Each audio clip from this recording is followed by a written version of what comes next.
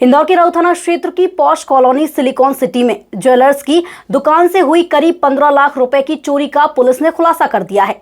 इस मामले में पुलिस ने एक प्रेमी जोड़े को गिरफ्तार किया है, जिन्होंने फिल्म बंटी और बबली से प्रेरित होकर चोरी की वारदात को अंजाम दिया था। पुलिस के मुताबिक गिरफ्तार आरोपियों की पहचान 18 वर्षीय प्रियांशु और अंजना के रूप में हुई है, जो मंडला जिले के रहने वाले हैं। डीसीपी कृष्ण लाल चंदानी ने बताया कि प्रियांशु इंदौर में टीसीएस कंपनी में ग्राफिक्स डिजाइनर था, लेकिन एआई के कारण नौकरी जाने के बाद आर्थिक तंगी से जूझ रहा था। वहीं अंजना नीट की तैयारी कर रही है। दोनों ने एक सप्ताह तक सिलिकॉन सिटी स्थित श्री ज्वेलर्स की रेकी की और खरीदारी के बहाने दुकान की व्यवस्था समझी। चोरी के बाद आरोपी जेवर बेचने की फिराक में थे, लेकिन सफल नहीं हो सके।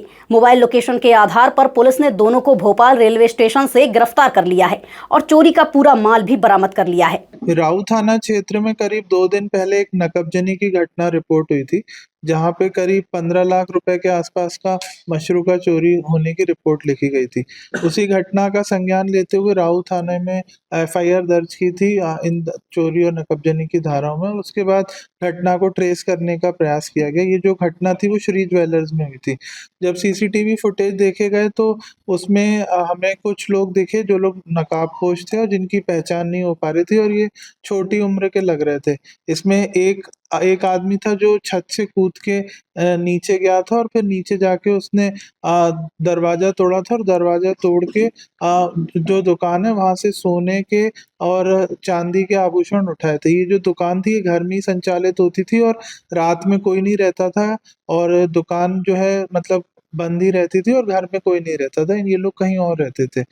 तो उसी घटना पे फिर हमने उसको फॉलो किया था फुटेज के आधार पे, और फॉलो करते हुए हम एक डेड एंड पे पहुंच गए। उसके बाद पिछले 3-4 दिन के फुटेज निकाले गए और देखा गया कि ये लोग पहले भी हमें दिखे लास्ट 3-4 दिन रेकी करते हुए, और इनने पहले भी चोरी का प्रयास किया था, बट कई बार पुलिस को देख के ये लोग डर गए थे और ये घटना कारित नहीं कर पाए थे।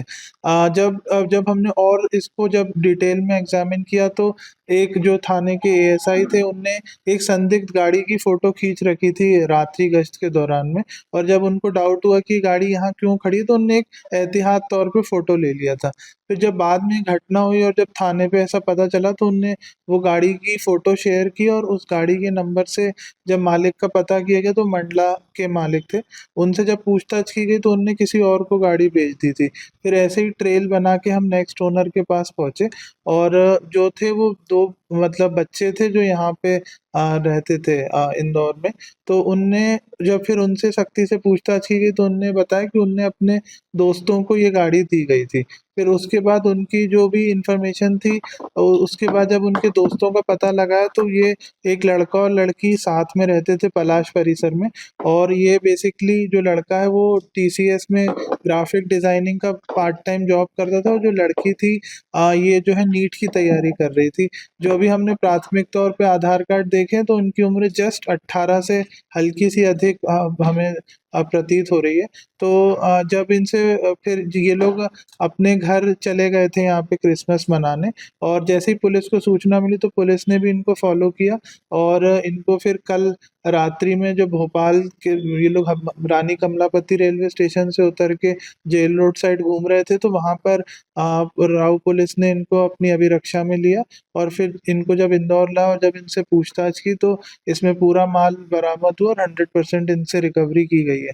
जब इनसे पूछा गया कि क्या कारण था इतनी छोटी उम्र में घटना करने का, तो लड़के का ये कहना था कि जो आर्टिफिशियल इंटेलिजेंस के कारण जो अभी ले ऑफ्स हुए उसी के चलते इसको भी टीसीएस से ले ऑफ कर दिया गया था, और इनके पास अभी खाने के और किराए देने के पैसे नहीं थे, और दोनों का जो है जीवन गुजारा मुश्किल हो गया था। तो और इनने बताया कि हमने 1.5 महीने पहले हम श्री ज्वेलर्स पे कोई चांदी की छोटी सी अंगूठी लेने गए थे। तब हमने जब सुरक्षा आकलन किया तो उनको लगा कि यहाँ पे सुरक्षा के जो सुरक्षा है वो काफ़ी वीक है और हम इसको इजीली ब्रेक इन करके तोड़ सकते हैं। तो इसीलिए उनने प्लान बनाया कि हम यहाँ पे ये वारदात को अंजाम देंगे, और फिर उसी रात को ये बगल वाले घर की छत पे चढ़े, और बगल वाले घर 2-3 छत फांद के ये जो जो घटना वाली जो बिल्डिंग थी उसकी छत पे पहुंचे। फिर इनने जो है उसमें लकड़ी का यूज़ करके गेट को खोला, छत के गेट को, उस पे भी ताला नहीं था, फिर ये उतर के नीचे, और जो दुकान का जो मेन गेट था उसको भी इनने इजीली तोड़ दिया। उसमें वो भी ज़्यादा स्ट्रेंथ नहीं थी तो इजीली तोड़ दिया। उसके बाद ये अंदर गए, इनने कुछ करीब 10-12 तोला सोना और 1 किलो चांदी के आसपास वहाँ से उठा लिया और वो अपने बैग में रख के निकल गए।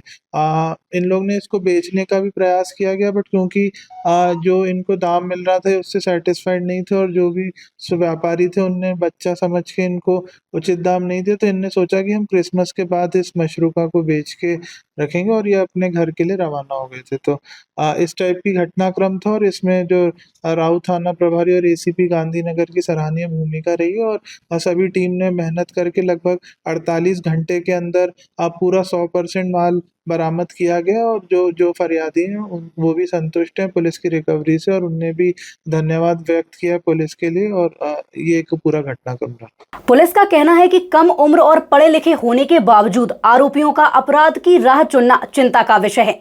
फिलहाल दोनों से पूछताछ जारी है और आगे की कार्रवाई की जा रही है।